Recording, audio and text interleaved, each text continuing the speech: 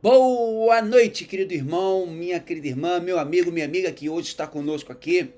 É uma alegria, um privilégio, é uma bênção muito grande você estar conosco em mais um momento em que estaremos trazendo a palavra de Deus e eu tenho certeza que a mensagem de hoje vai falar ao seu coração, tá certo? Então, mas antes de falarmos o texto que vamos meditar nessa noite, deixa eu colocar aqui aquele anúncio que você já sabe, tá aqui, ó, se inscreva no nosso canal, dá essa força pro pastor Mozart, você que está nos assistindo pela primeira vez, se ainda não é inscrito, se inscreva e compartilhe essa mensagem. Nós estamos aí com mais de 200 mensagens, entre mensagens normais, né, de 30 minutos e shorts, que são mensagens de até 1 minuto, para abençoar a sua vida e a vida de quem você sabe que precisa de ouvir essa palavra.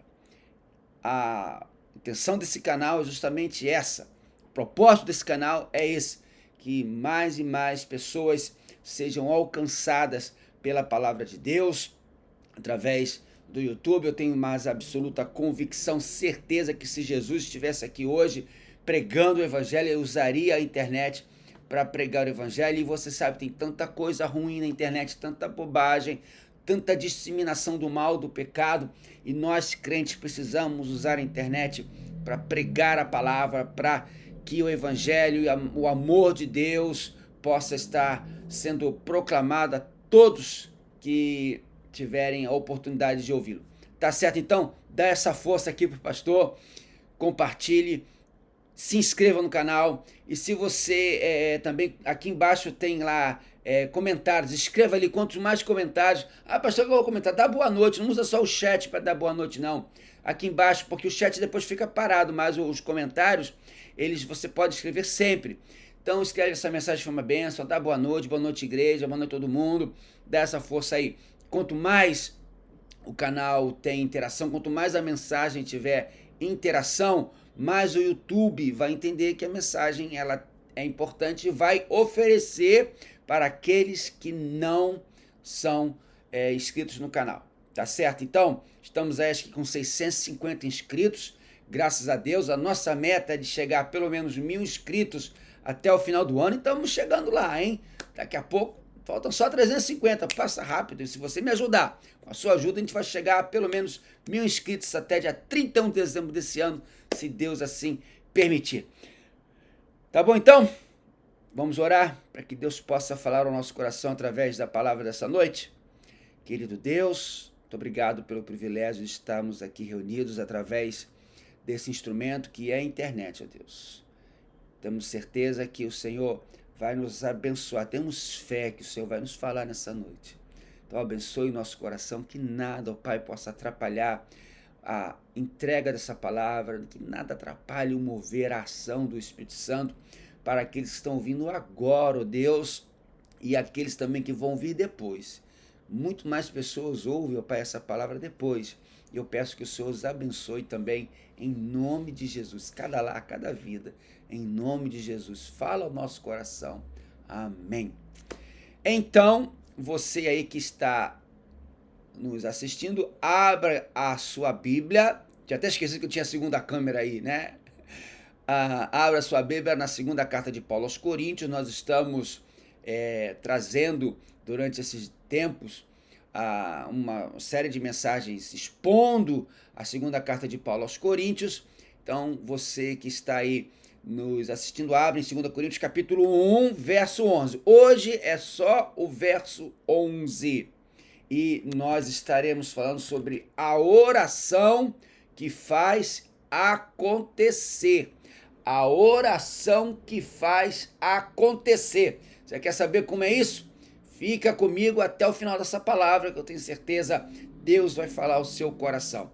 Abriu? 2 Coríntios, capítulo 1, verso 11. Eu vou ler, você que está acostumado a me ouvir já sabe, na Nova Versão Internacional. Diz o apóstolo: enquanto vocês nos ajudam com as suas orações, assim muitos darão graças por nossa causa, pelo favor a nós concedido em resposta às orações de muitos. Deus abençoe a leitura da sua palavra. Amém? Você que é minha ovelha, membro lá da Igreja Batista da Prata, e você já que me acompanha há algum tempo, sabe muito bem que gosto de definir os termos para uma melhor compreensão daquilo que nós iremos falar. Portanto, a palavra dessa noite que vamos definir é comunhão. E comunhão é uma palavra tão religiosa, tão ligado, né, à religião, que eu vou trazer a definição não de um dicionário da língua portuguesa, mas vou trazer a definição de um dicionário de teologia. E lá, nesse dicionário de teologia, comunhão é definida da seguinte maneira: comunhão, vínculo de unidade fraternal mantida pelo Espírito Santo e que leva os cristãos a se sentirem um só corpo em Jesus Cristo. A palavra grega para comunhão que você conhece é koinonia, traz a ideia de cooperação e relacionamento espiritual entre os santos. Então, a comunhão é essa cooperação, essa relação entre os crentes no Senhor Jesus Cristo. Isto posto, passo agora, presta bem atenção, para a seguinte afirmação. Todo crente tem a bênção de desfrutar 3 tipos de comunhão. A primeira, a comunhão no sofrimento. Pastor, que comunhão? Mas a gente desfruta, né? Se relaciona bem no sofrimento. Segundo, a comunhão na consolação. Aí já melhorou, né, pastor? Mas a comunhão no sofrimento, a comunhão na consolação. E o terceiro tipo de comunhão que nós vamos falar hoje, a comunhão nas orações. A mensagem de hoje, nós vamos falar desse último tipo de comunhão, a comunhão nas orações. Vamos aprender aqui com o apóstolo Paulo, em 2 Coríntios, capítulo 1, verso 11, como a comunhão nas orações podem abençoar grandemente a sua vida. Como a comunhão nas orações podem abençoar grandemente a sua vida. Então fica comigo até o final dessa palavra, que eu tenho certeza que Deus vai te abençoar. Combinado? Bem, perceba, meu amado, que nós, nas mensagens anteriores desta série sobre 2 Coríntios,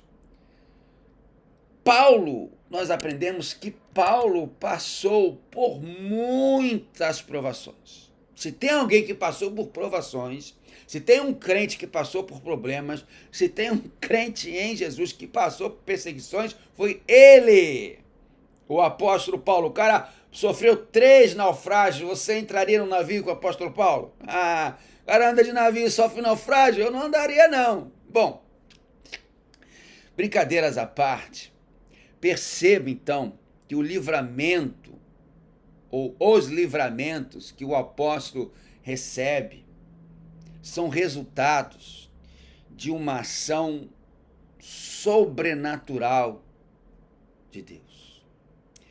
Essa ação sobrenatural, claro, você sabe, vem do Senhor Deus. Meu amado, minha amada, preste bastante atenção no que eu vou afirmar aqui. Deus, pastor, meu tempinho para pregar lá o papel e a caneta. Meu querido, você sabe que eu trago sempre essas mensagens e tem um tempinho, né, para você anotar alguma outra frase. Então pega lá rapidinho, vou esperar, hein? 1, 2, 3, pronto. Pegou papel e caneta? Então anota isso aí que eu vou falar. Deus livra seu povo com mão forte e estendida por meio das orações dos santos. Vou repetir para você anotar. Deus livra seu povo com mão forte e estendida por meio das orações dos santos. A oração dos santos, a oração dos crentes, move a mão de Deus. David Thomas disse certa vez que a oração move a mão que move o universo. E eu estou convicto disso. Na minha vida, eu estarei fazendo 25 anos de ministério pastoral no próximo mês. E, graças a Deus, fui criado na igreja, cresci no evangelho. Olha, eu tenho aprendido dia após dia no meu relacionamento com Deus, que quando eu oro, a mão do que move o universo move na minha vida. Meu amado, nenhuma força é tão poderosa na terra como a oração do povo de Deus. Os céus se movem pela oração. Os atos soberanos de Deus na história da humanidade, principalmente na história da igreja, são respostas às nossas orações. Paulo está convencido da eficácia, aliás, claro que Paulo vai estar convencido da eficácia da oração, porque Paulo passou por muita provação, você sabe, acabei de falar agora, passaram por muitos problemas. Paulo então está convencido da eficácia da oração e muitas das vezes, reiteradamente, Paulo pedia as orações aos seus irmãos. Vou dar aqui 3 textos que mostram bem isso. Romanos capítulo 15, verso 30 a 32, Paulo diz lá: recomendo-lhes, irmãos, por nosso Senhor Jesus Cristo e pelo amor do Espírito, que se unam a mim em minha luta, orando a Deus em meu favor. Paulo pedindo oração: orem para que eu esteja livre dos descrentes da Judéia e que o meu serviço em Jerusalém seja aceitável aos santos, de forma que pela vontade de Deus eu os visite com alegria e juntamente com vocês desfrute de um período de refrigério. O outro texto que nós podemos citar aqui nessa mensagem, que fala sobre Paulo pedindo oração e crendo no poder da oração, está lá em Efésios capítulo 6, versos 18 e 20. Diz Paulo: orem no Espírito em todas as ocasiões, com toda oração e súplica, tendo isso em mente, estejam atentos e perseverem na oração por todos os santos. Orem também por mim, para que quando eu falar, seja-me dada a mensagem, a fim de que, destemidamente, torne conhecido o mistério do Evangelho, pelo qual sou embaixador preso em corrente. Orem para que, permanecendo nele, eu fale com coragem, como me cumpre fazer. Percebeu como Paulo pede oração e está convicto no poder da oração? Mas eu vou te dar mais um texto ainda em que Paulo pede oração. Filipenses capítulo 1, verso 19. Pois sei que o que me aconteceu resultará em minha libertação, graças às orações de vocês e ao auxílio do Espírito de Jesus Cristo. Meu amado, minha amada, 3 textos em que o grande apóstolo Paulo, no meu entender, o maior crente que já andou na face da terra, o maior homem de Deus, depois de Jesus, para mim é Paulo. Ele está convicto, está certo do poder da oração intercessória. E Paulo pede as orações da igreja e conta com elas. Paulo sabe muito bem, por experiência própria, por provações, por sofrimentos, que se não são as orações do povo de Deus sobre ele, ele não conseguiria seguir em frente na sua caminhada como apóstolo, como pregador, como apóstolo dos gentios. Paulo sabe muito bem que por meio das orações ele será ajudado. Paulo sabe muito bem que por meio das orações muitos outros crentes serão encorajados e estarão louvando a Deus, estarão dando graças a Deus. Por isso, nós podemos aprender 3 verdades sobre a oração intercessória, a comunhão que nós temos através da oração intercessória em 2 Coríntios 1:11. Em primeiro lugar, a primeira verdade: as orações da igreja ajudam os crentes. Confere comigo aí. Primeira parte do verso 11. Enquanto vocês nos ajudam com as suas orações. Enquanto vocês nos ajudam com as suas orações. Olha para mim agora e presta bastante atenção no que eu vou afirmar agora. A oração modifica as coisas. Pegou a visão? A oração modifica as coisas, meu amado.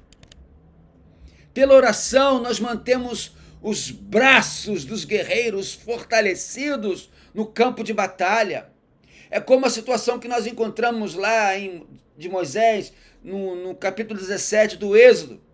O povo de Israel estava lutando contra os amalequitas, e Moisés, enquanto estava com os braços levantados, o povo ganhava, mas se ele cansava, os braços embaixavam, o povo perdia. Então, Deus falou com Moisés, olha, coloca um homem de cada lado aí para que você possa ter os seus braços levantados sempre. Então, cada um ficou de um lado do braço de Moisés e levantou e o povo ganhou. Aqueles homens estavam ali ajudando Moisés não se sentiu sozinho, ele foi fortalecido. E o povo de Israel, lá no campo de batalha, olhava para cima, via Moisés com os braços levantados e se fortaleciam. Meus amados irmãos, a oração da igreja ajuda os crentes. A sua oração ajuda os seus irmãos. A sua oração faz abençoar todos. A sua oração encoraja os missionários a prosseguirem no seu dever de pregar o evangelho a toda criatura, até os confins da terra. A sua oração coopera para que os pregadores anunciem a verdade com ousadia e unção do Espírito. Toda vez que eu ocupo o púlpito lá da igreja para pregar, eu sei que tem irmãos e irmãs orando para que Deus me use, para que eu esteja ungido, porque sem unção a pregação não tem sentido. Pela oração, meu amado, nós encorajamos uns aos outros a prosseguir em meio às provas. Como é reconfortante, como é maravilhoso quando nós, na igreja, por exemplo, no culto de oração, no caso da nossa igreja, a Igreja Batista da Prata, às quintas-feiras, nós podemos estar um orando pelo outro, cooperando um com o outro, encorajando um ao outro a prosseguir em meio às provas, às tribulações. A oração conecta o altar ao trono. A oração conecta a fraqueza do homem ao poder de Deus, à onipotência divina. A oração tem duas funções. Primeira, ela enfatiza a nossa total dependência e a absoluta soberania de Deus. E ambas expressam e promovem a comunhão dos crentes. A oração mostra nossa fraqueza e dependência absoluta de Deus e expressa e promove a comunhão dos crentes. A segunda verdade que nós aprendemos aqui em 2 Coríntios capítulo 1, verso 11, está na segunda parte desse verso. E assim, muitos darão graças por nossa causa, pelo favor a nós concedido em resposta às orações de muitos. As orações dos coríntios deveriam levar outros crentes a darem graças a Deus. Quando a igreja ora, meu amado, o nome de Deus é exaltado. Quando os joelhos se dobram na terra, o nome de Deus é elevado no céu. Nada exalta tanto a Deus quanto um crente prostrado em oração. Robert Law disse certa vez: a oração é um instrumento poderoso não para fazer com que a vontade do homem seja feita no céu, mas para fazer com que a vontade de Deus seja feita na terra. A sua oração glorifica a Deus, e quando a vontade de Deus é feita aqui na terra, o nome de Deus é glorificado. Quando a vontade de Deus é feita aqui na terra, o nome de Deus é exaltado, a palavra é proclamada, o reino cresce. Porque é a vontade do nosso Deus. E você já ouviu aqui nessa mensagem, a oração move a mão de Deus. Terceira e última verdade, para nós caminharmos para o final dessa palavra, que nós aprendemos aqui em 2 Coríntios 1:11. Paulo fala sobre o equilíbrio entre o propósito soberano de Deus e a responsabilidade de nós crentes. E aí eu leio o texto todo.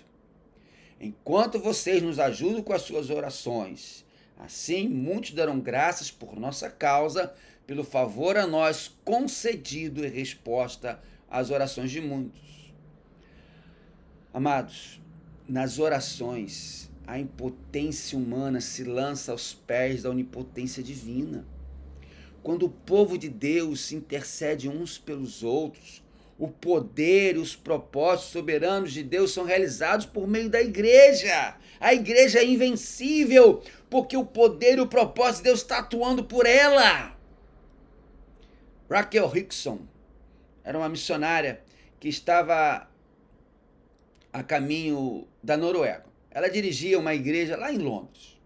Em maio do ano 2000, ela pegou um avião e resolveu alguma coisa na Noruega. Do seu lado, sentou-se um homem. E missionária, né, sempre vai aproveitando a ocasião para pregar o evangelho, ela puxou a conversa e perguntou para aquele homem para onde ele estava indo.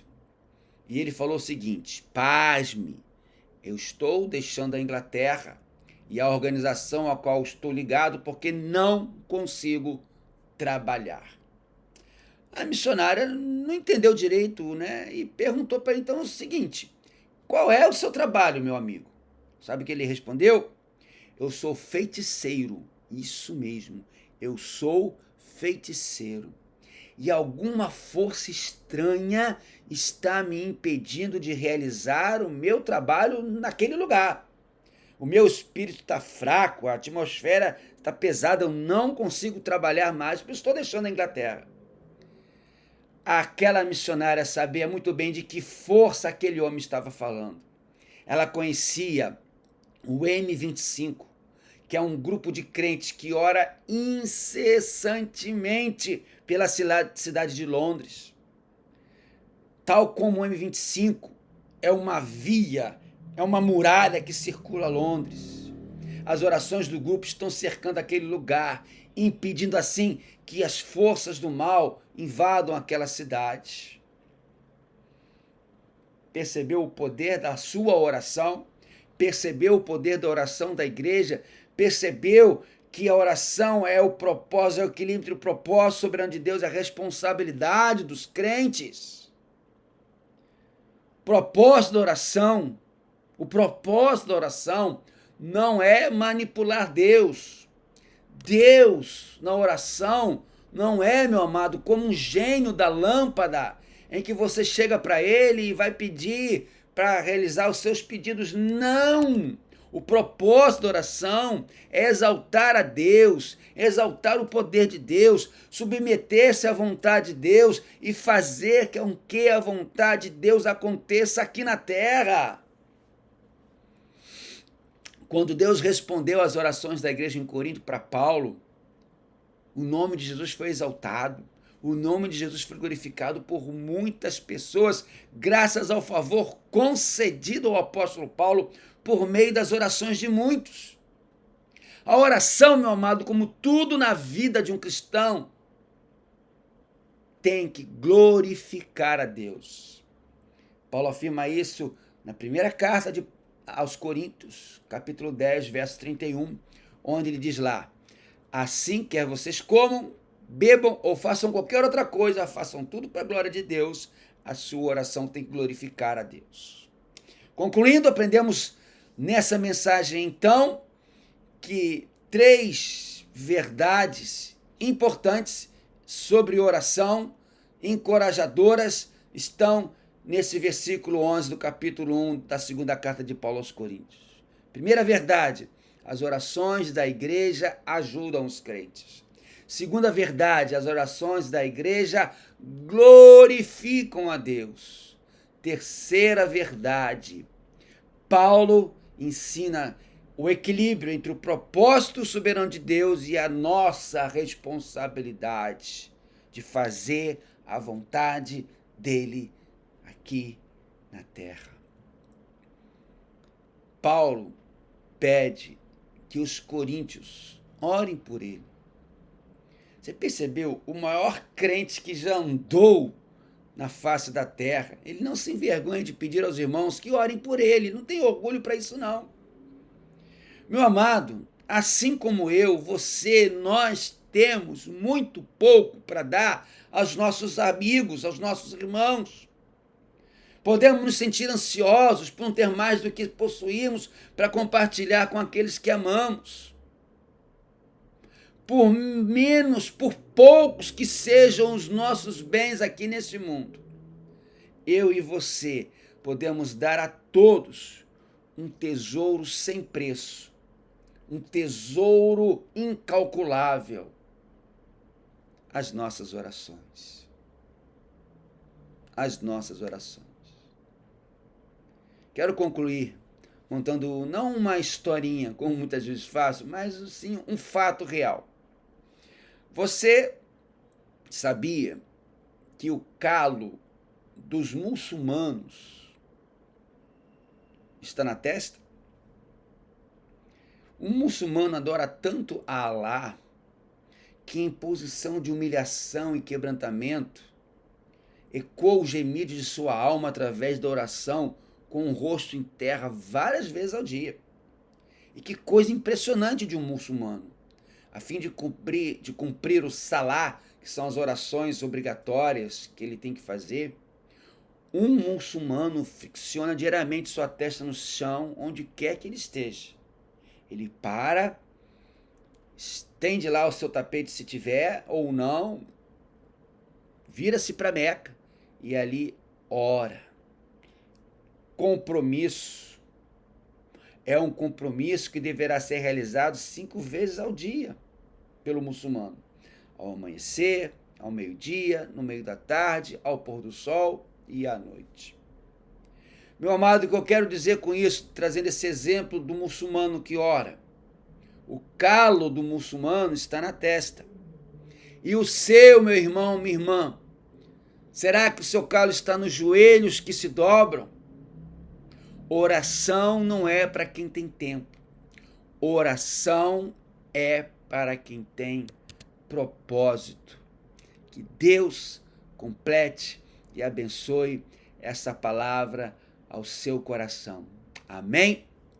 Obrigado, meu querido, por ter estado comigo até o final dessa palavra. Agradeço você, que Deus te abençoe. Vamos orar para terminarmos? Que o amor de Deus, o nosso Pai, que a graça salvadora de Jesus Cristo, Filho, nossa meiga esperança, que as consolações do Espírito Santo de Deus esteja com cada um que ouviu essa mensagem agora e com cada um que vai ouvi-la depois, desde agora e para todos sempre. Amém. Não esqueça, é o do lado contrário, câmera invertida, sempre esqueço. Se inscreva no nosso canal, compartilhe essa mensagem. Se você conhece alguém que está fraco na fé, que precisa de uma vida maior de oração, compartilhe essa mensagem. Aqui embaixo tem compartilhar, você pode copiar o link, mandar pelo seu WhatsApp, mandar no seu Facebook, no seu Instagram, no TikTok, onde quer que você esteja. Eu tenho um canal do TikTok, é Mozarlino, lá tem um monte de mensagens também, shorts. Tem os shorts aí do YouTube, que mensagem de menos de 1 minuto você mandar também. Ajude-nos a compartilhar a palavra de Deus para que mais e mais pessoas sejam alcançadas. Se inscreva no canal se você ainda não é inscrito.